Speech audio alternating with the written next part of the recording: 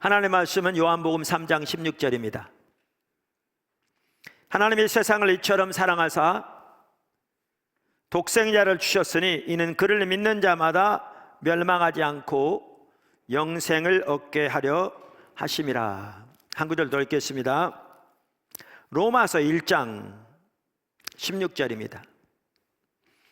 내가 복음을 부끄러워하지 아니하노니 이 복음은 모든 믿는 자에게 구원을 주시는 하나님의 능력이 됨이라. 먼저는 유대인에게요 그리고 헬라인에게로다. 복음에는 하나님의 의가 나타나서 믿음으로 믿음에 이르게 하나니 기록된 바 오직 의인은 믿음으로 말미암아 살리라 함과 같으니라. 아멘. 우리가 주일 낮 시간을 통해서 이 관계중심 전도 책을 가지고 관계중심 전도에 대해서 배워가고 있습니다. 이 시리즈를 통해서 하나님은 관계중심 전도가 우리의 삶의 방식, 삶의 패턴이 되기를 간절히 원하십니다. 오늘은 이 책 4장에 나오는 전도를 방해하는 3가지 장애물, 이 부분을 같이 살펴보고자 합니다. 먼저 복음이란 무엇인가? 복음이란 말은 헬라어로 유앙겔레온이라는 단어입니다. 근데 유는 좋다는 뜻입니다. 그러니까 율로지 그러면 로지, 로고스 말씀이니까 좋은 말이라잖아요. 그러니까 장례식에서 이렇게 좋은 말을 이렇게 하는 그걸 율로지라고 합니다. 좋은 그런 뜻입니다. 앙겔리오는 소식이라는 말입니다. 그래서 복음이라는 말은 좋은 소식, 복된 소식을 말합니다.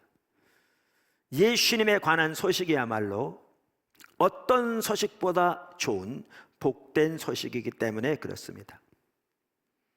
우리에게 좋은 소식이 있으면 우리는 당연히 가까운 사람들로부터 나누기를 원하겠죠. 지금 코로나가 심각합니다. 신문에 보니까요, 로스앤젤레스만 하더라도 10분마다 한 명씩 죽는답니다. 이렇게 막 사진도 나오는데 이렇게 병원에 환자들이 병실에 들어가지 못하고 그냥 복도에 놓여 있어요. 그러면서 그냥 죽어가는 겁니다. 지금까지 34만 명이 죽었더라고요. 상상할 수 없는 얘기죠. 불과 몇 달 전에 발표하면서 앞으로 10만 명에서 20만 명이 죽을 수 있다. 그러면서 트럼프 대통령이 10만 명까지 가지 않을 거다. 이렇게 말할 때 여러분들 느끼셨겠지만 저는 들으면서 상상이 안 가더라고요. 어떻게 10만 명의 사람이 죽냐? 그건 말도 안 되는 얘기지. 그런 일이 진짜 있을까? 그랬는데 지금까지 벌써 34만 명이 죽었습니다. 얼마나 더 죽을지 모르죠. 지금 백신은 맞고 있지만 시간이 걸릴 것이고. 자, 그런데 우리나라에서 만약에 코로나를 치료할 수 있는 치료제가 개발되었다. 어떤 종류의 환자건, 코로나로 인한 환자건, 중환자건 경환자건 이 치료약을 주사 맞으면 바로 회복된다. 이런 얘기 나왔다면 여러분 안 알리겠습니까? 가장 가까운 소식부터, 사람부터 정말 알리기를 기뻐하겠죠. 세계 대서특별할 겁니다. 그런데 우리 예수님의 소식은 그보다 비교도 안 될 만큼 복된 소식이죠. 좋은 소식이죠. 그래서 우리가 나눠야 합니다. 그런데 나누는데 장애물이 있다는 겁니다. 방해하는 요소가 있다는 거죠. 그래서 많겠지만 오늘은 그 중에 3가지를 다루고 있습니다. 3가지를. 그러면서 먼저 오스커 탐슨 박사는 이렇게 얘기합니다.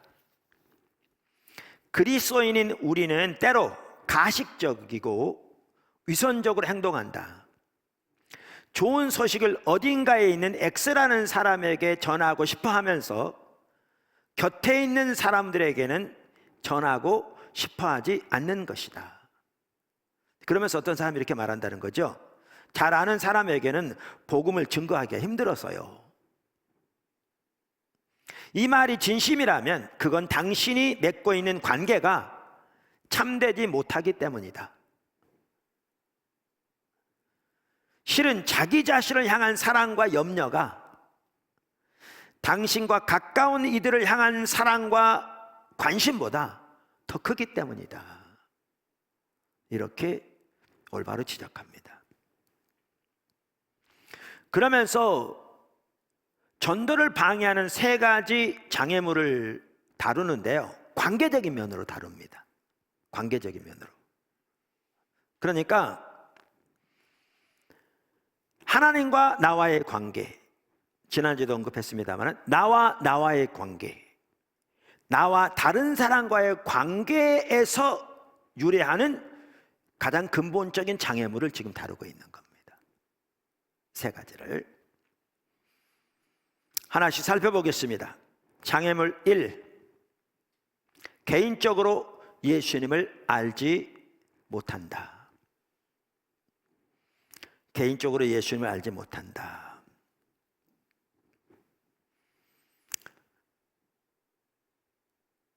이 책은 이렇게 얘기합니다. 관계의 동심원 안에 있는 사람들을 사랑하기 위해 다가가지 못하는 첫 번째 이유는 사랑이신 그분을 우리가 아직 만나지 못했기 때문이다.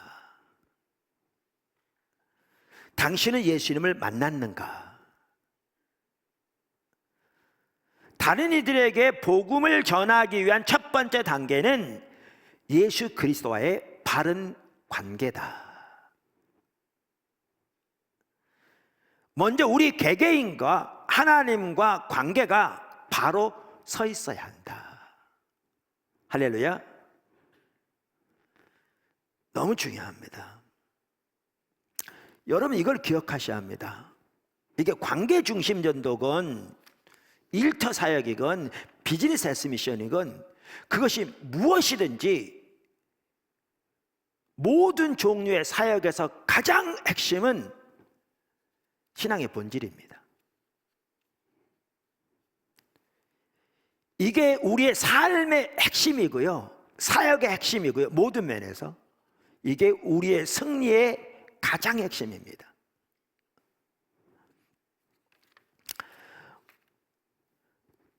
그러니까 이 신앙의 본질을 가장 잘 요약하고 있는 구절 중에 하나가 요한복음 15장 4절 5절이거든요. 여기에서 포도나무 교회 이름이 나왔습니다.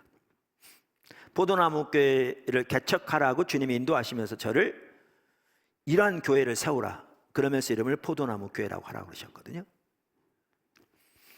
그래서 우리 모든 성도들은 당연히 이 삶을 살아야 되고 포도나무 교회 성도들은 더욱더 말할 수 없이 그렇게 살아야 합니다. 자, 4절 5절 우리가 잘 아는 내용입니다. 내 안에 거하라, 나도 너희 안에 거하리라. 가지가 포도나무에 붙어있지 아니하면 스스로 열매를 맺을 수 없음 같이 너희도 내 안에 있지 아니하면 그러하리라. 나는 포도나무요 너희는 가지라. 그가 내 안에 내가 그 안에 거하면 사람이 열매를 많이 맺나니 나를 떠나서는 너희가 아무것도 할 수 없습니다. 여기에 보면 우리의 신앙의 본질에 두 가지 요소가 들어있다고 여러 번 말씀드렸잖아요. 그 첫 번째가 뭡니까? 하나님과 친밀한 교제죠. 하나님과 친밀한 교제. 그러니까 그게 이 구절에는 어떻게 표현되어 있냐면 우리가 예수님 안에, 예수님이 우리 안에라고 표현되어 있습니다. 그러니까 요한복음, 요한일서 전체를 보면 이게 하나님과 친밀한 교제를 의미하는 것을 명확하게 알 수 있습니다. 늘 말씀드린 대로 예수님이 먼저 이 삶을 사셨습니다. 그리고 예수님의 경우에는 그분의 모든 전하신 말씀, 그분의 모든 사역, 그 사역은 자기의 일이 아니고 아버지의 일이었거든요. 근데 그 모든 아버지의 일을 감당하는 모든 사역이 이 관계에서 나왔습니다. 우리가 두 구절을 보면 명확하게 알 수 있습니다. 요한복음 10장 37절 38절 만일 내가 내 아버지의 일을 행하지 아니하거든 나를 믿지 말려니와 내가 행하거든 나를 믿지 아니할지라도 그 일은 믿으라. 그러면 너희가 아버지께서 내 안에 계시고 내가 아버지 안에 있음을 깨달아 알리라 하시니. 보십시오, 예수님이 아버지 안에, 아버지가 예수님 안에 친밀한 교제 안에서 이 모든 사역이 나온 걸 볼 수 있습니다. 요한복음 14장 10절, 내가 아버지 안에 거하고 아버지는 내 안에 계신 것을 내가 믿지 아니하느냐? 내가 너희에게 이르는 말은 스스로 하는 것이 아니라 아버지께서 내 안에 계셔 그의 일을 하시는 것이라. 내가 아버지 안에 거하고 아버지께서 내 안에 계심을 믿으라. 그렇지 못하겠거든 행하는 그 일로 말미암아 나를 믿으라. 보십시오. 그 다음에 요한복음 15장에 나오는 이 구절 속에 나오는 신앙의 본질의 두 번째 요소가 뭡니까? 우리가 잘 아는 대로 하나님의 행하심을 보고 온 사람으로 동참하는 겁니다. 그러니까 우리가 예수님 안에, 예수님 우리 안에 있는 친밀한 교제 가운데 있으면 하나님의 의중과 뜻을 보이십니다. 그럼 우리가 그 하나님의 뜻, 하나님의 의중에 온 사람으로 동참할 때 하나님께서 우리를 통해서 하나님의 일을 이루시는 거죠. 예수님도 정확하게 그 삶을 사셨습니다. 그래서 요한복음 5장 17절, 19절, 20절에서 예수님이 이렇게 말씀하십니다. 예수께서 그들에게 이르시되 내 아버지께서 이제까지 일하시니 나도 일한다 하시매. 그러므로 예수께서 그들에게 이르시되 내가 진실로 진실로 너희에게 이르노니 아들이 아버지께서 하시는 일을 보지 않고는 아무것도 스스로 할 수 없나니 아버지께서 행하시는 그것을 아들도 그와 같이 행하느니라. 아버지께서 아들을 사랑하사 자기가 행하시는 것을 다 아들에게 보이시고 또 그보다 큰 일을 보이사 너희는 놀랍게 여기게 하시리라. 요약하면 아버지가 오늘까지 일하신다, 나도 일한다, 나는 스스로 아무것도 할 수 없다, 나는 아버지가 행하시는 것을 본다, 그것을 나도 행한다. 아버지가 아들을 사랑하셔서 아들에게 아버지 행하신 모든 것을 보이신다. 그러니까 아까 요한복음 5장에도 너희가 나를 떠나서는 아무것도 스스로 할 수 없다, 이 말이 정확하게 예수님께서 사셨던 이 삶을 말하고 있는 겁니다. 이게 신앙의 본질이고요, 이게 우리의 모든 삶에서 가장 핵심입니다. 제가 아까 뭐라고 그러냐면 관계중심 전도뿐만 아니라 우리의 일터 사역, 비즈니스 애쉬 미션, 우리의 모든 면에서 이게 가장 핵심이라고 말씀드렸잖아요. 이게 하나님의 방법이거든요. 하나님께서 우리를 일터 사역으로 인도하고 계십니다. 성탄절 예배에 중요한 메시지였습니다. 대부분 다 함께 하셨을 겁니다. 혹시 함께 하지 않으신 분들은 꼭 들으셔야 합니다. 자, 그런데 제가 거기서 언급했지만 일터 사역과 관련해서 리전트 칼리지라고요, 영성면에서 아주 뛰어난 신학교입니다. 카나다에 있는데요, 그 리전트 칼리지, 우리말로 하면 일터 사역 연구소 같은 데서 나온 리프레임이라는 예수 그리스도로 인해서 세상에 보는 관점이 달라진, 하나님께 세상에 역사하시는 모든 것들이 근본적으로 변화된, 그래서 10개의 동영상이 나왔습니다. 일터 사역과 관련한. 제가 연합리더 밴드에도 추천했고요, 심지어 거기에 한국말로 더빙된 비디오까지 다운받을 수 있어서 여러분들에게 보시라고 제가 말씀드렸습니다. 근데 거기도 보면 이렇게 얘기합니다. 그분들이 일터 사역 관련해서 하나님께서 우리가 처한 상황 속에서 어떻게 행하시는지 주의 깊게 살피고 배워야 합니다. 이게 일터 사역의 핵심입니다. 사역은 우리가 하는 게 아니에요. 하나님이 하시는 거예요. 그러면서 이렇게 얘기합니다. 이렇게 기도하세요. 하나님께서 행하신 것을 볼 수 있게 도와주세요. 이렇게 기도하라는 거죠. 그러면서 하나님은 당신보다 먼저 그곳에 계십니다. 그분은 우리보다 한 발 앞서 행하십니다. 예수님은 오직 아버지께서 말씀하신 것을 말해야 한다고 했습니다. 아까 읽은 구절에. 이것이 선지자적 영역입니다. 그 시리즈에 보면 또 다른 타임에서 유진 피터슨이라는 분을 말을 인용합니다. 아주 유명한 분이잖아요. 그분도 이렇게 얘기합니다. 안식일을 지키세요. 안식일을 지킬 방법을 찾으세요. 온 세상이 안식을 방해합니다. 뭔가를 자꾸 하게 만들어요. 하나님은 아무것도 하지 말고 조용히 주의를 기다리라고 하십니다. 주의를 기울이라고 하십니다. 안식일을 지키세요. 안식일은 성경에서 가장 많이 언급된 계명입니다. 그리고 가장 많이 무시되는 계명입니다. 창세기는 이렇게 시작합니다.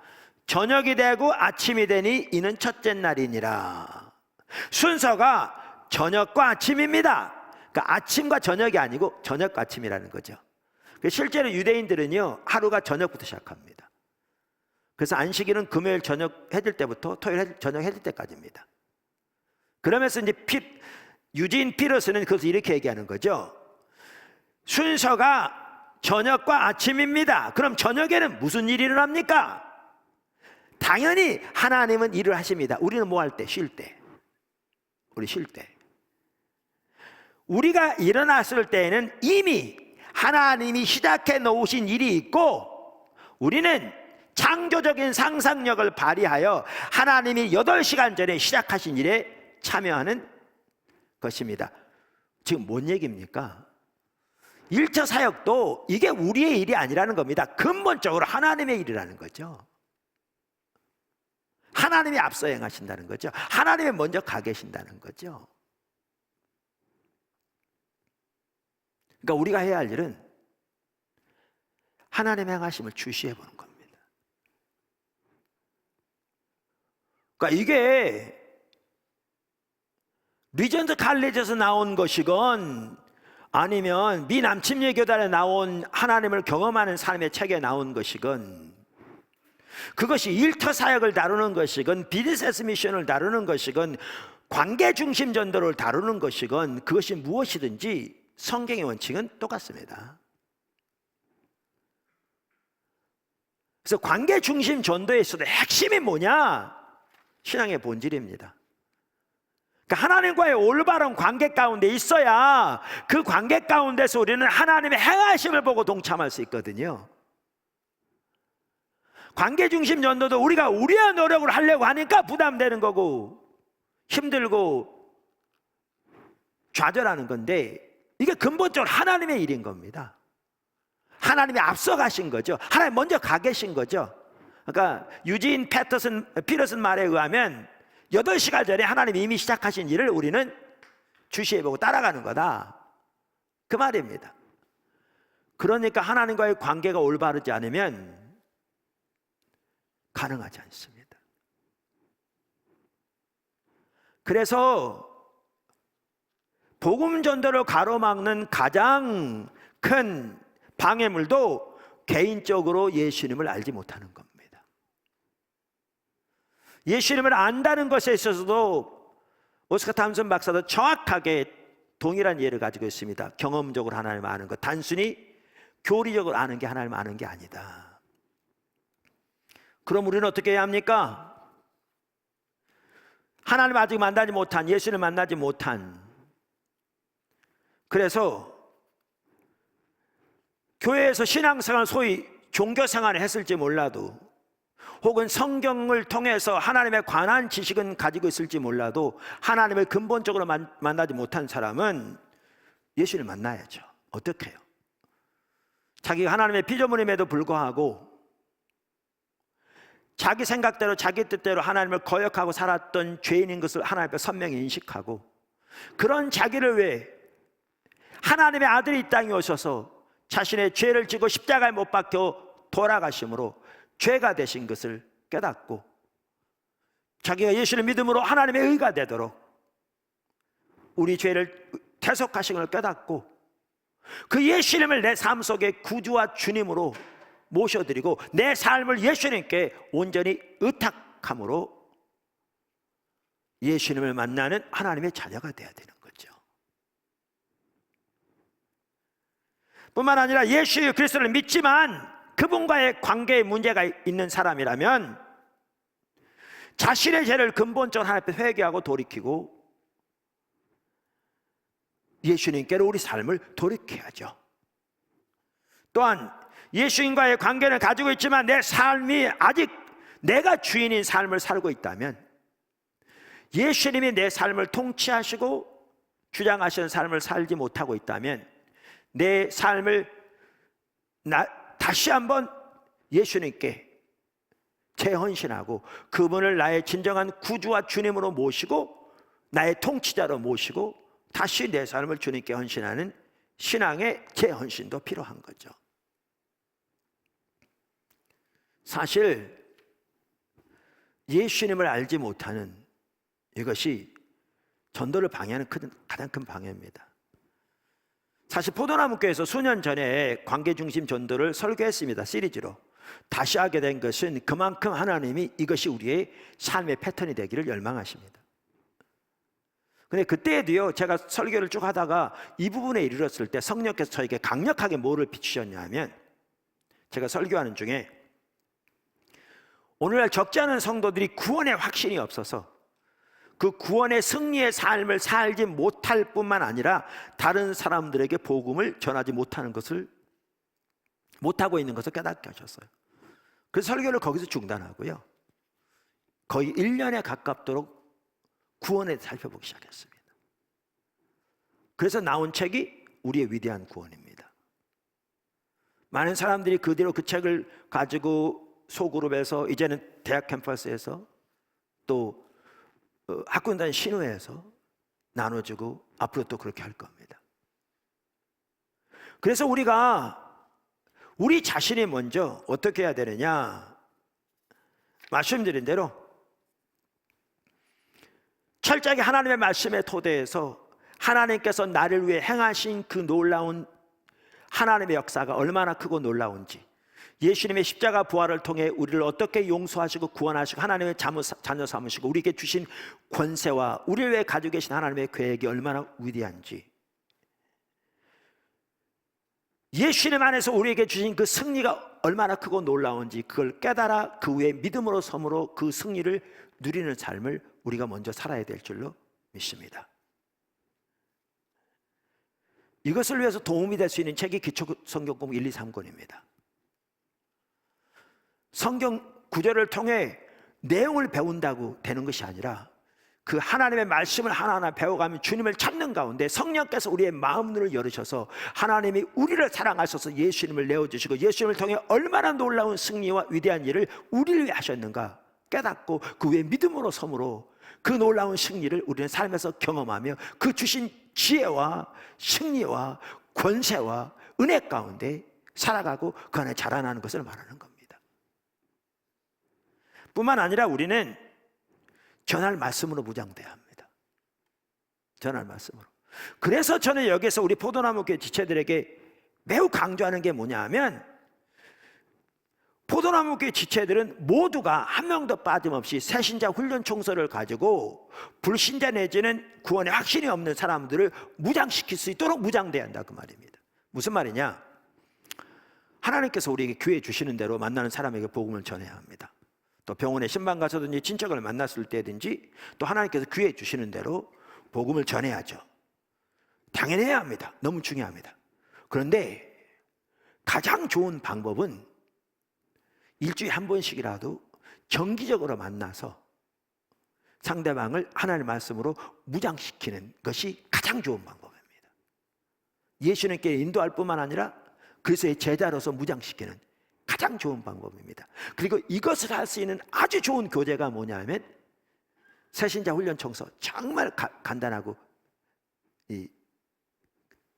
간략한 6권으로 되어 있는 이걸 가지고 우리가 여러 번 말씀드렸듯이 맨투맨으로 만나서, 아니면 부부하고 함께 혼자 만나서 부부를 양육하든가 이런 식으로 만나서 우리 신앙의 가장 기본적인 것에서부터 무장하고 그들의 믿음을 다시 점검하고, 또 구도자라면 예수님을 전하고, 또 예수님이 어떠한 승리를 이루셨는가를 나누고 하나님의 말씀으로, 그리고 성령께서 그들의 마음을 깨닫게 하셔서 그 믿음으로 주님께 나오도록 인도하고 돌보고, 그리고 우리 신앙의 가장 기본적인 면에서부터 그들을 무장시키고 훈련시키고 예수님의 제자도 자라도록 섬기는 것, 이게 너무너무 중요합니다. 포도나무교회 지체라면 모두가 그렇게 해야 합니다. 할렐루야. 모두가 그렇게 해야 합니다. 모두가.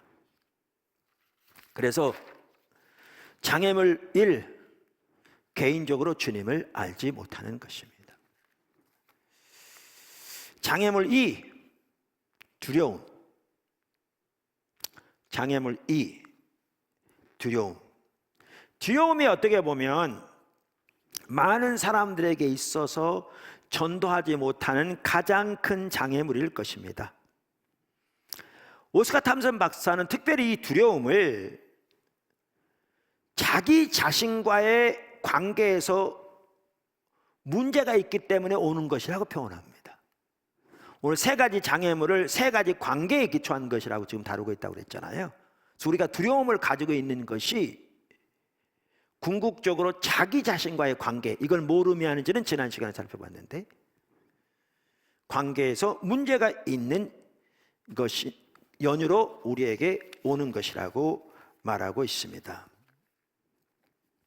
먼저 이 부분에 있어서 이 탐슨 박사가 얘기한 내용을 좀 제가 읽어보겠습니다. 하나님과의 관계가 바로 선 다음에는 자기 자신과의 관계를 바로잡아야 한다. 당신의 자아가 회복되어 하나님이 창조하셨을 때의 모습을 되찾게 됐을 때 예수님이 당신을 통해 그분의 생명을 나타내실 수 있다. 그러나 자기 자신과의 관계가 바로 세워지지 않는다면 다른 사람과의 관계도 위태할 수밖에 없다. 가까운 이들에게 복음을 전하지 못하게 가로막는 두 번째 장애물은 거절과 실패에 대한 두려움이다. 그리스도의 관계에 확신이 없고 그리스도 안에서 자신이 누구인지를 제대로 이해하지 못하면 다른 사람들의 생각이나 행동을 두려워하게 된다. 이렇게 말합니다. 그러면서 그는 두려움에 대한 성경적인 가르침을 하나씩 살펴가고 있습니다. 자, 그러면서 작은 첫 번째, 우선 두려움은 하나님께로부터 온 것이 아닙니다. 두려움은 하나님께로부터 온 것이 아닙니다. 디모데후서 1장 7절 이렇게 말합니다. 하나님이 우리에게 주신 것은 두려워하는 마음이 아니요 오직 능력과 사랑과 절제하는 마음이니. 요한일서 4장 15절 이하도 동일하게 말합니다. 누구든지 예수를 하나님의 아들이라 시인하면 하나님이 그의 안에 거하시고 그도 하나님 안에 거하느니라. 하나님이 우리를 사랑하시는 사랑을 우리가 알고 믿었노니 하나님은 사랑이시라. 사랑 안에 거하는 자는 하나님 안에 거하고 하나님도 그 안에 거하시느니라. 이로써 사랑이 우리에게 온전히 이루어진 것은 우리로 심판날에 담대함을 가지게 하려 함이니 주께서 그러하신 것 같이 우리도 이 세상에서 그러하니라. 사랑 안에 두려움이 없고 온전한 사랑이 두려움을 내쫓나니 두려움에는 형벌이 있음이라. 두려워하는 자는 사랑 안에서 온전히 이루지 못하였느니라. 이렇게 말함으로써 성경은 두려움이 하나님께로부터 온 것이 아님을 명확하게 말하고 있습니다. 그러면서 이분이 그 하버드 대학에서 있었던 일을 여기 기록하고 있는데요, 아주 이렇게 좋은 예입니다. 그러니까 그분이 이제 나중에 암이 걸렸었거든요. 그래서 암이 걸려 있으면서도 라디오 사역 등을 통해서 전 미국에 그리스도를 전하는 정말 귀한 사역을 했고요. 또 많은 사람들에게 이렇게 상담, 기회되는 데의 전도, 또 강의.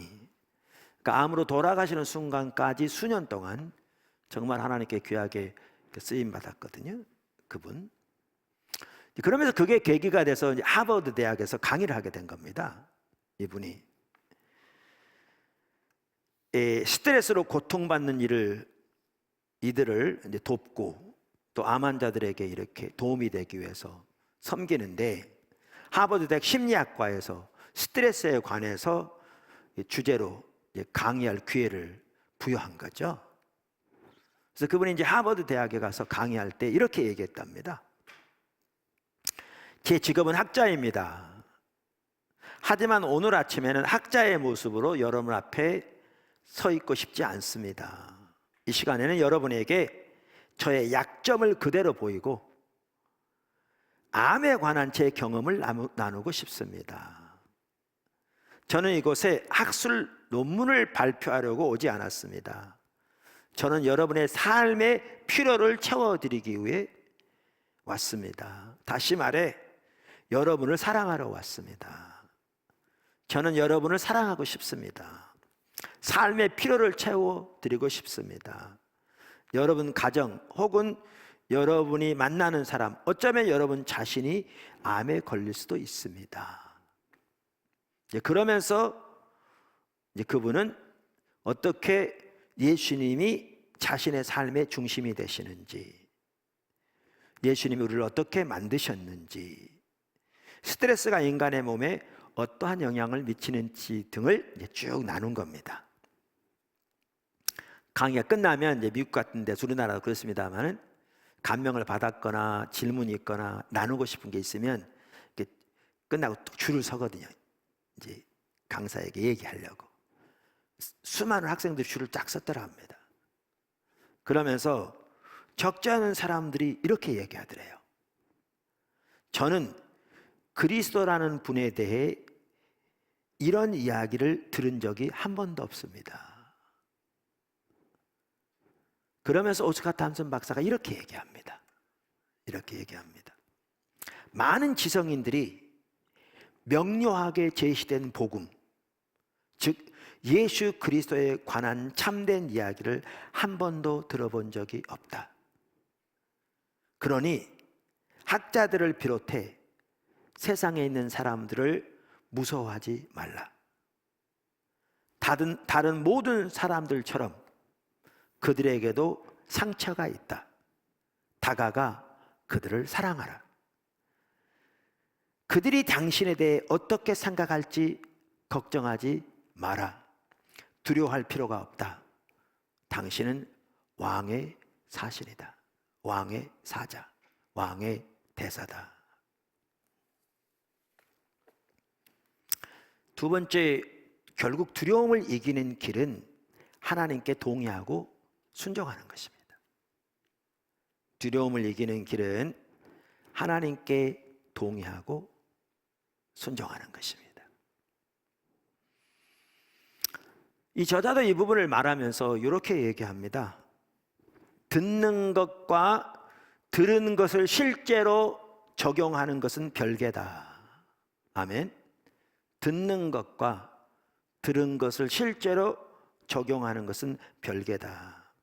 하나님이 그분과 그분의 뜻을 이해하게 하시고 나면 그분은 우리에게 가르치신 것에 대해서 우리에게 책임을 물으신다. 하나님이 우리에게 진리를 알려주셨는데 우리가 그 진리에 순종하지 않으면 우리는 영적으로 고통을 느끼게 된다. 한 학생이 솔직하게 시인했다. 그렇다면 차라리 전 모르는 채 살고 싶습니다. 그러나 그 학생의 선택도 답이 될 수 없다. 우리는 디모데 후서 1장 7절의 말씀을 취하고, 아까 하나님 우리에게 주신 것은 두려워하는 마음이 아니고 9절이죠. 취하고 선포하며 하나님과 동의해야 한다. 겁먹지 말고 앞으로 발걸음을 내디디며 순종해야 한다. 그러니까 두려움을 이기는 길은 하나님께 동의하고 순종하는 것입니다. 그러면서 이 책에도요, 뭐를 자세히 이렇게 안 다뤘지만 뭐를 다루고 있느냐면 사랑과 순종의 관계를 잘 다루고 있습니다. 이게 아주 중요합니다. 자, 그래서 그 부분을 좀 더 상세하게 살펴보겠습니다. 자, 작은 첫 번째, 사랑과 순종은 서로 깊은 관계가 있습니다. 뭐가 서로 깊은 관계가 있다고요? 사랑과 순종이. 우리가 잘 압니다. 여러 번 살펴봤습니다. 요한복음 14장에 보면 이게 명확하게 나옵니다. 요한복음 14장 15절, 예수님이 말씀하신 거죠. 너희가 나를 사랑하면 나의 계명을 지키리라. 21절, 나의 계명을 지키는 자라야 나를 사랑하는 자니 나를 사랑하는 자는 내 아버지께 사랑을 받을 것이요 나도 그를 사랑하여 그에게 나를 나타내리라. 그에게 나를 나타내리라. 23절 예수께서 대답하여 이르시되 사람이 나를 사랑하면 내 말을 지키리니 내 아버지께서 그를 사랑하실 것이요 우리가, 그러니까 아버지와 예수님이죠, 우리가 그에게 가서 거처를 구함께 하리라. 나를 사랑하지 아니하는 자는 내 말을 지키지 아니하나니 너희가 듣는 말은 내 말이 아니요 나를 보내신 아버지의 말씀이니라. 직접적인 관계가 있습니다. 우리가 예수님을 사랑하면 예수님께 순종할 것이고, 예수님을 사랑하지 않으면 예수님께 순종하지 않을 것이고, 예수님께 순종하는 자가 예수님을 사랑하는 자고, 예수님께 순종하지 않는 자는 예수님을 사랑하지 않는 자라. 그만큼 밀접하게 관련이 있습니다. 사실 사랑과 순종은 밀접한 관계가 있기 때문에 이게 어떠한 제사보다 의식보다 중요합니다. 그래서 하나님께서 초대왕 사울에게 하신 말씀도 그 말입니다. 제사보다 순종을 원하신다고. 작은 두 번째, 순종의 관계를 회복해야 합니다. 이렇게 예수님을 사랑하는 것과 예수님께 순종하는 것은 밀접한 관계가 있고요, 이게 우리 신앙의 핵심이요 본질이기 때문에 우리 모두는 순종의 관계를 회복해야 합니다. 우리가 순종하지 않고, 하나님께서 깨닫게 하셨는데도 순종하지 않고, 또 깨닫게 하셨는데도 순종하지 않으면 우리의 마음이 굳어집니다. 그러면 불순종이 습관이 됩니다.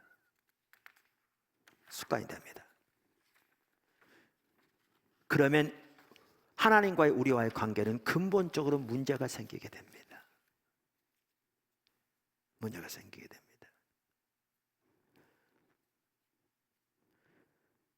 이럴 때 우리는 우리의 영적인 처지를 인식하고 하나님 앞에 회개하여 다시 민감하게 하나님의 인도하심에 반응하는 자리로 회복돼야 합니다.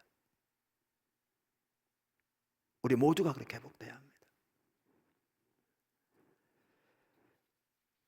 하나님께서 사무엘에게 찾아오셔서 반복적으로 사무엘을 부르실 때 사무엘은 하나님인지 모르고 엘리를 찾아갔습니다. 세 번째 사무엘이 왔을 때 엘리는 하나님이 그를 부르신 것을 깨닫고 다시 하나님 부르시거든 이렇게 말하라 그러면서 하나님의 음성을 듣는, 하나님 앞에 서는 올바른 자세를 가르쳐 줍니다. 3장 9절 사무엘상 엘리가 사무엘에게 이르되 가서 누웠다가 그가 너를 부르시거든 내가 말하기를 여호와여 말씀하옵소서 주의 종이 듣겠나이다 하라 하니 이에 사무엘이 가서 자기 처소에 누우니라. 여호와께서 임하여 서서 전과 같이 사무엘아 사무엘아 부르신지라 사무엘이 이르되 말씀하옵소서 주의 종이 듣겠나이다. 그러니까 하나님의 말씀에 예민하게 반응하는 자세를 말합니다. 이 자리로 회복돼야 합니다. 그래서 한 분이 늘 이렇게 기도했다고 합니다. 깃털 같은 예민한 성령의 움직임에도 예민하게 반응하는 사람이 되게 하옵소서.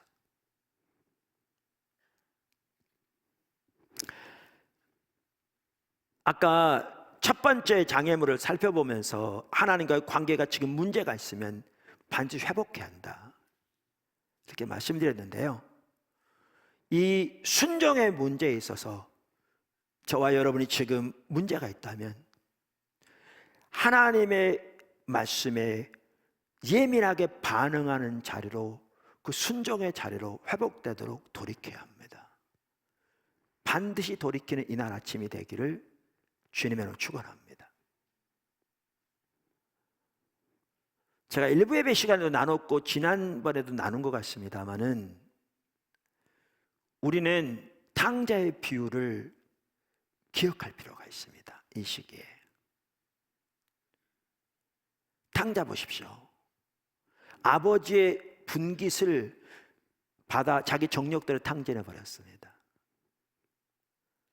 그래서 모든 돈이 떨어져서 나중에는 돼지 치는 곳에 취직해서 돼지 먹는 음식으로 배를 채우고자 했으나 그것도 없었습니다.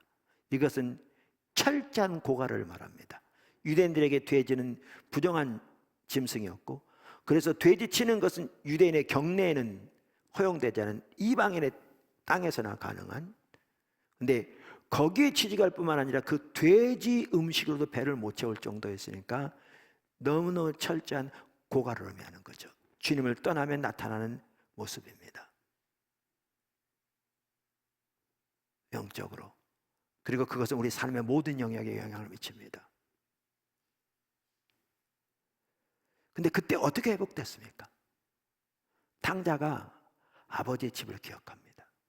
회개는 올바른 인식부터 시작됩니다. 항상. 그러니까 아버지 집에는 풍요가 넘치는데 아버지를 떠나 극심한 생명의 부재 가운데 처해 있는 자신의 처지를 인식합니다. 근데 거기서 멈췄더라면 회개가 진정 일어나지 않았습니다. 이제 그는 그것을 인식하고 아버지 집을 향해 나아갑니다. 여기 중요한 게 있습니다. 여기에 하나님의 은혜가 함께 했을지 모르지만 깨닫게 하신 것 등 중요한 것은 탕자가 깨닫고 회개하고 돌이키고 일어나 아버지 집을 향해 갔다는 겁니다. 무슨 말이냐면요, 아까 이렇게 굳어졌을 때, 예를 들면 우리는 적지 않은 사람들이 어떻게 생각하냐면 하나님이 어느 날 나의 굳은 마음을 기경해 주실 걸로 생각합니다. 아니요, 그건 우리가 해야 할 일입니다. 성경이 우리에게 너희가 회개하라 하고 명령하고 있고 묵은 땅을 기경하라 하고 명령하고 있습니다. 우리 하라는 겁니다. 저와 여러분 해야 할 일입니다. 그대로 있으면 되지 않습니다. 여러분이 하셔야 합니다. 하셔야 돼요. 주의 은혜를 구하며 주의 도움을 구하며 하셔야 합니다. 누가복음 15장에 나오나 이 비유가, 거기에 보면 세 가지 비유가 나오는데 셋 다 아버지의 사랑을 이렇게 보여주는 비유입니다. 그러니까 비유 하나하나에 너무나 많은 것을 이렇게 의미를 두면 비유 해석에 문제가 있지만 이런 부분을 볼 수가 있습니다. 탕자가 일어나 아버지 집을 가는데 탕자가 한 발짝 뗐더니 아버지가 달려오신 게 아니었습니다. 아버지 집을 향하여까지 갔습니다. 거리는 얼마나 되는지 안 나오냐, 상당한 시간이 걸렸을 겁니다. 우리가 오늘날 깨닫고 회개하고 돌이킨다고 다음날 곧바로 아버지가 오지 않습니다. 특별히 우리의 지금 영적인 상태가 불순종이 습관이 되어버린 상태, 마음이 딱딱하게 굳어져 버린 상태에 있다면 몇 가지, 한두 가지 잘못했다고 돌이킨다고 곧바로 아버지가 오지 않을 것입니다. 성경에도 회개에 대한 가장 핵심적인 구절을 다루면서 스스로 겸비하고, 이게 자기 처지를 인식하고 하나님께 동의하는 거잖아요. 기도하고 하나님의 얼굴을 구하고 그 악한 길에 떠나면 이게 과정이 필요하죠. 때로는 반복적인 과정. 그러면 하늘에서 듣고 그 죄를 사하고 그 땅을 고치게 회복시키다 하고, 이 말 하나님 오시겠다 그 말이에요. 그런 것처럼 성경 전체적으로 볼 때에도 이렇게 회개하고 가야 합니다. 근데 여기 아버지의 사랑인 거죠. 탕자는 그동안 자대로 먹지도 못하고 얼마나 완전히 뼈싹 말라가지고 피폐했겠습니까? 그러니 기운이들 있었겠습니까? 거기다가 아버지를 볼 면목이 어디 있겠습니까? 그러니까 육체적으로도 정서적으로도 너무나 피폐한, 그런데 아버지 집을 향하여 가는 어깨는 축 처졌을 것이고 고개도 들지 못하고 아마 땅을 보면서 터벅터벅 걷는 그의 모습, 그런데 아버지는 그걸 보시고 달려오십니다. 끌어안으시고 입에다 볼을 맞추고, 얼마나 지저분한 얼굴이었겠습니까? 세수나 제대로 했겠습니까? 샤워를 했겠습니까? 내 아버지는 전혀 개의치 않았습니다. 그리고 반지를 빼어 끼워줍니다. 그러니까 아들로서 모든 아버지의 유업을 받을 상속자인 아들로서의 권위를 회복시켜 준 거죠. 뿐만 아니라 그를 위해 잔치를 벌입니다. 지금 주님이 반복적으로 말씀하신 게 아까 영적으로 그렇게 완전히 고갈된, 피폐한, 불순종이 습관이 되어버린, 마음이 굳어져 버린, 특별히 코로나 시대에 예배도 제대로 못 드린 지가 오래되다 보니까 이런 삶이 절대로 적지 않을 수 있다 그 말이죠. 이들에게 주님이 그렇게 회개하고 나오라고 하는 겁니다. 주님의 얼굴을 구하여 설하는 겁니다. 다양한 시간들을 통해서도. 그리고 그렇게 나올 때, 그렇게 주님의 도움을 구하여 나올 때 달려오신 하나님의 성경에 말씀하신 그대로 정말 하나님의 사람들을 회복시켜 주시고 만나 주시고 놀랍게 역사하신 것을 정말 많이 봅니다. 그렇게 돌이켜야 합니다.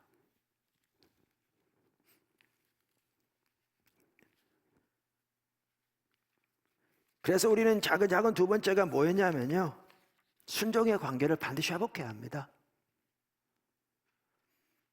그 세 번째, 작은 세 번째, 결국 두려움을 이기는 것은 하나님께 대한 순종입니다.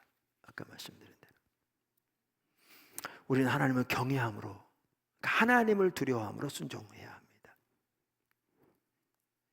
베드로전서 3장 15절, 너희 마음에 그리스도를 주로 삼아 거룩하게 하고 너희 속에 있는 소망에 관한 이유를 묻는 자에게는 대답할 것을 항상 준비하되 온유와 두려워함으로 하고, 이 말은 하나님을 경외함으로 하라 그 말입니다.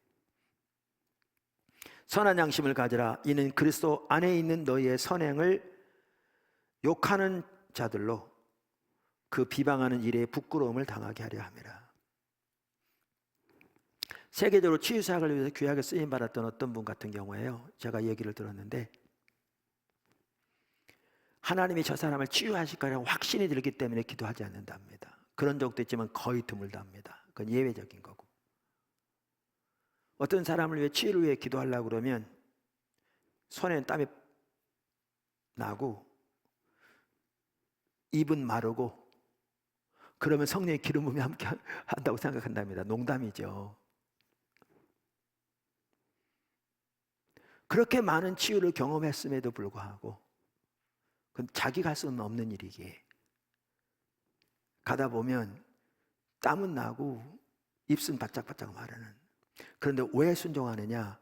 성경 말씀에 예수님이 병든 자들을 치유하셨고 제자들에게 똑같이 하라고 그러셨고, 또 병든 자가 있으면 장로들을 청할 것이요 장로들이 그들을 위해 기도하라고, 믿음의 기도는 병든 자를 낫게 하실 거라고 하나님께서 명령하셨기 때문에 주님의 명령에 순종해 나간다는 거죠. 손에 땀은 나고 입은 마를지라도. 네, 그렇게 순종해 나갈 때 성령께서 역사하셔서 하나님이 이루신다는 거죠. 이건 치유든지 이건 전도든지 똑같습니다. 그것이 일터 사역이든지 비즈니스 미션이든지 똑같습니다.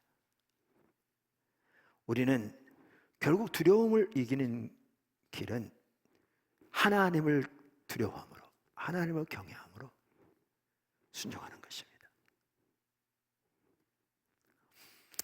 작은 네 번째, 우리가 순종할 때 하나님의 실제를 경험합니다. 할렐루야. 우리가 순종할 때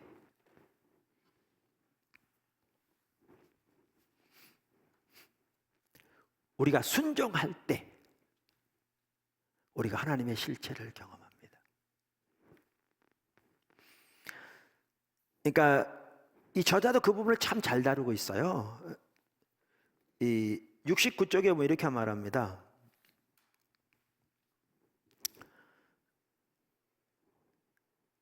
아까 우리가 요한복음 14장 21절도 보았잖아요. 나의 계명을 가지고 지키는 자라야 나를 사랑하는 자니, 나를 사랑하는 자는 내 아버지께 사랑을 받을 것이요 나도 그를 사랑하여 그에게 나를 나타내리라. 순종하는 자에게 어떻게 한다고요? 예수님이 자신을 나타내시겠다고 그랬잖아요.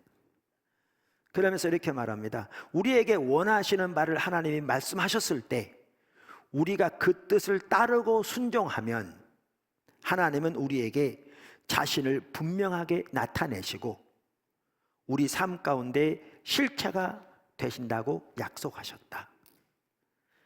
예수님이 당신의 삶을 향한 그분의 뜻을 보이셨을 때 순종하면 예수님은 자신을 분명하게 나타내신다. 삶의 실체가 되신다.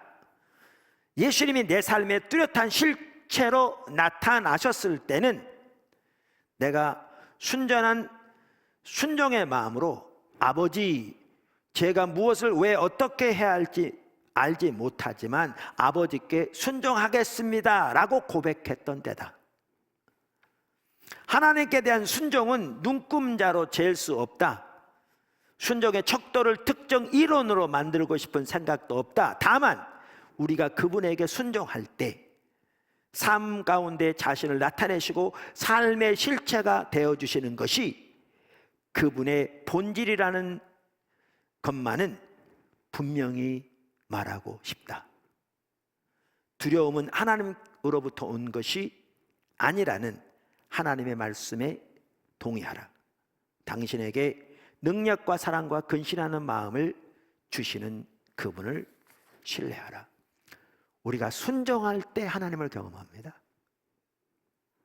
순종할 때 하나님이 우리의 삶 속에 실제가 되시는 것입니다. 여러분이 그 놀라운 하나님을 삶에서 무수히 경험하게 되시기를 이 관계중심전도에서도 예수님의 이름으로 축복합니다. 그러면서 이 저자는 반석 위에 집을 지으라 이렇게 얘기합니다. 여러분 잘 아는 구절이죠. 예수님께서 마태복음 5장부터 산상수훈을 쭉 말씀하고 난 다음에 마지막 부분에서 반석 위에 집을 짓는 지혜로운 자와 모래 위에 집을 짓는 어리석은 자의 비유를 드십니다. 그러면서 이렇게 말씀하십니다. 7장 24절 마태복음. 그러므로 누구든지 나의 이 말을 듣고 행하는 자는 그 집을 반석 위에 지은 지혜로운 사람 같으리니 비가 내리고 창수가 나고 바람이 불어 그 집에 부딪히되 무너지지 아니하나니 이는 주초를 반석 위에 놓은 까닭이요 나의 이 말을 듣고 행하지 아니하는 자는 그 집을 모래 위에 지은 어리석은 사람 같으리니 비가 내리고 창수가 나고 바람이 불어 그 집에 부딪혀 무너져 그 무너짐이 심하니라. 여러분 잘 아시죠? 이 두 사람의 차이가 뭔지 아십니까? 어떤 사람이 이렇게 잘못 생각합니다. 지혜로운 사람은 예수님의 말씀을 들은 사람이고 여기 어리석은 사람은 예수님의 말씀을 안 들은 사람이다. 아니요, 틀렸습니다. 예수님이 산상수훈 5장부터 7장까지 말씀하신 다음에 하셨거든요. 그러면서 이 구절에도 보면 똑같이 누구든지 나의 이 말을 듣고까지는 같습니다. 그러니까 둘 다 들었습니다. 근데 차이가 뭐였느냐? 반석 위에 지은 사람은 듣고 행한 자고 모래 위에 지을 집은 사람은 듣고 행치 않은 사람입니다. 우리말 성경에는 시제가 그렇게 안 돼 있는데요. 원어 성경에는 과거형입니다. 그러니까 여러분 영어 성경 보면 아마 과거로 돼 있을 겁니다. 무슨 얘기냐? 아마 예수님이 이 말씀 하시기 전에 실제로 그 지역에 큰 홍수가 나서 일반적으로 보통 여러분 모래 위에다 그냥 지어도요, 그냥 일반 흙 위에다 그냥 대강 지어도 보통 때는 전혀 문제가 없습니다. 보통 때는. 언제 문제가 되느냐? 비가 오고 바람이 불 때 문제가 됩니다. 그래서 많은 집이 쓸려나가고 무너지고 사람들이 죽고 그랬던 일이 있었던 것 같습니다. 그러니까 그걸 상기시키면서 지금 하신 말씀입니다. 그래서 여기에 보면 시제가 과거로 되어 있습니다. 원래 원문에는. 우리가 지금 미래관 건물 완성되었습니다. 여러분 그때 처음 지을 때부터 보셨고 얘기를 들어서 아시겠지만 지을 때요 파일을 수십 개 박았습니다. 왜 박은 줄 아십니까? 저 아래 반석까지 닿도록. 그리고 그 위에다 지은 겁니다. 왜? 그래야 흔들리지 않죠. 만약에 그렇게 안 했다면 이게 지금 돋아진 땅에다 댄 거고, 그런데 그렇지 않아도 비슷하겠지만 이제 비가 많이 오고 그러면 이게 쓸려 나갈 수 있고요, 아니면 한쪽은 꺼질 수 있고 이렇게 돼요. 그러면 어떻게 되냐면 건물이 갈라지거나 무너지거나 쓰러지거나, 그러면 아무리 많은 돈이 들어갔다 할지라도 그 건물 전혀 쓸 수 없고요, 철거 비용 어마어마하게 들어갈 거고요, 들어간 돈은 다 뭐죠? 몇십억이 들어가고 상관없이 없어지겠죠. 이거를 말씀하시면서 예수님이 너희는 반석 위에 집을 짓는 사람이 되라, 이렇게 말씀하신 겁니다. 순종하는 사람이 되라. 그러니까 사실 제가 나눈 대로 이 시리즈도 그렇습니다. 우리가 설교를 듣고 감동받고 지나가면 아무런 의미 없습니다. 그렇게 할 바에는 뭐 때문에 시리즈를 몇 년 만에 또 합니까? 제가 설교거리가 없어서 또 합니까? 주님은 이것을 우리가 배우고 살아서 관계 중심 전도가 우리의 삶의 패턴이 되기를 원하세요. 순종하기를 원하세요. 반석 위에 집을 짓는 포도나무께 지체들이 되기 원하세요. 열망하세요. 이게 아주 중요한 지금 인도에 가서 핵심적인 부분인데 항상 그래야 되지만,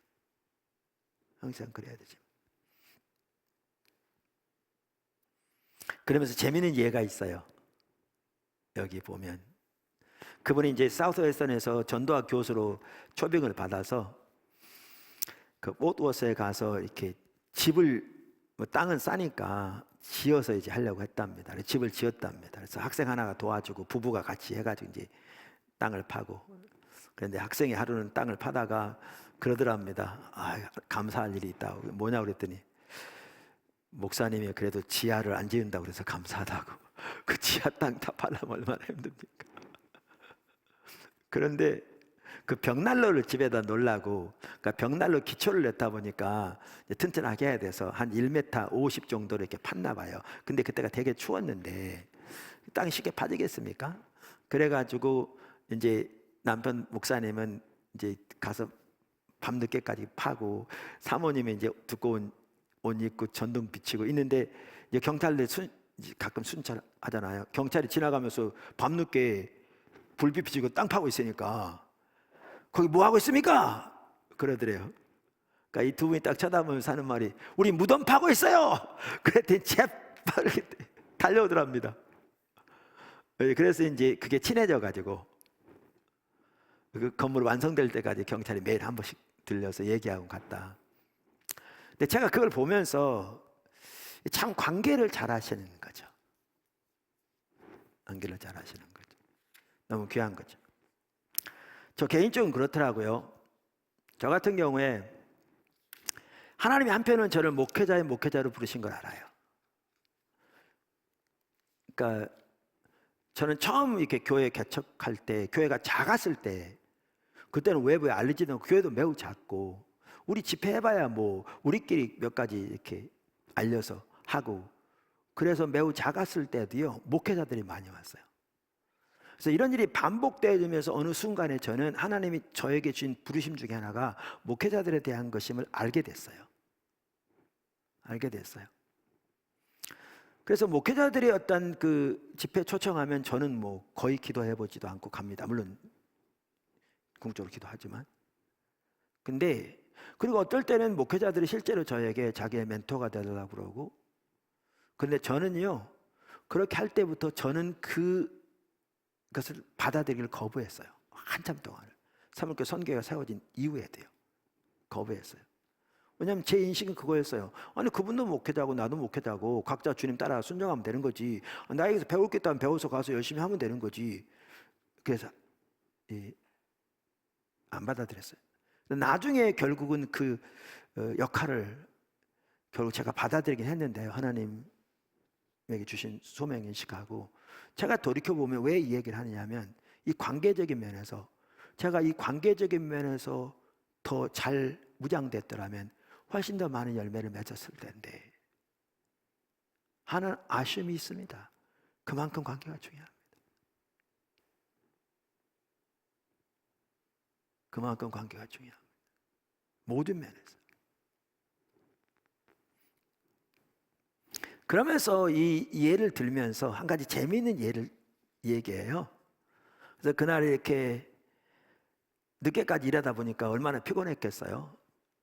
그래가지고 사모님도 이제 골아 떨어졌는데 수도꼭지에 물이 안 잠겨가지고 똑똑똑 떨어지는 거죠. 여러분 밤늦게 똑똑 떨어지면 아시죠? 되게 신경 쓰이잖아요. 잠 잘 나고도 그냥 계속 똑똑똑 떨어지고. 그래서 목사님이 사모님이 제발 일어나서 물을 좀 끌 줄 알았대요. 근데 전혀 끄질 않고 완전히 골아 떨어졌대요.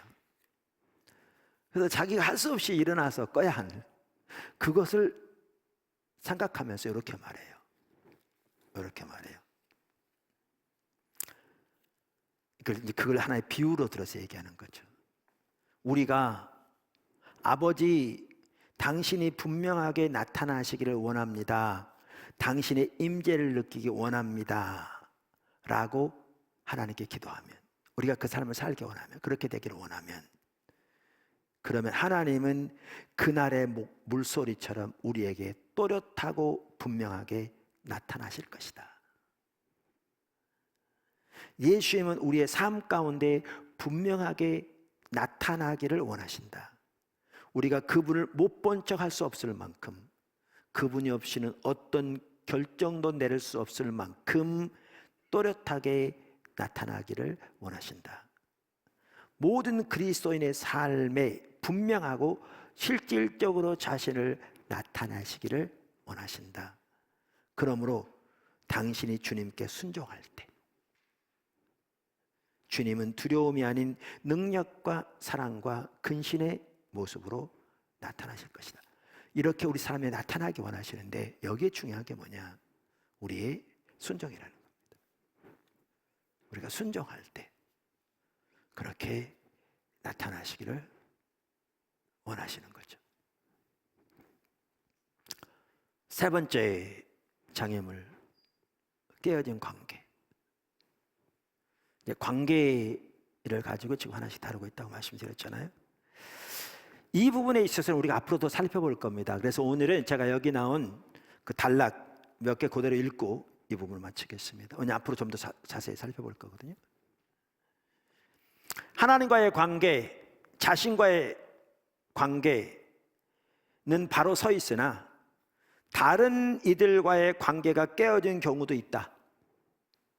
금이 간 관계는 그리스도인의 삶에서 하나님의 성령이 역사하지 못하게 가로막는다. 우리의 복음 전거와 그것의 의미를 무력화시킨다.